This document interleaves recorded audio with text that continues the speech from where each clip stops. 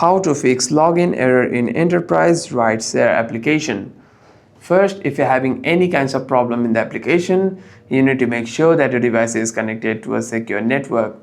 Swipe down on the control center and make sure your Wi-Fi or cellular data is turned on and is connected to a network that is actually working.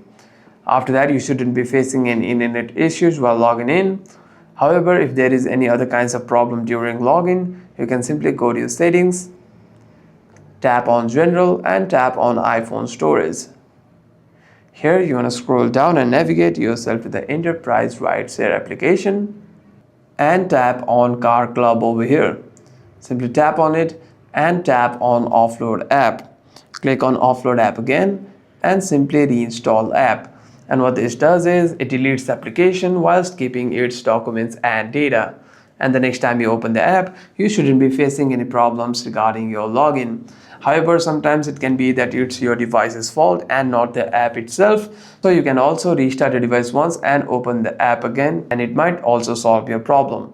Hope this video was helpful, and if you have any further questions, make sure to leave a comment down below.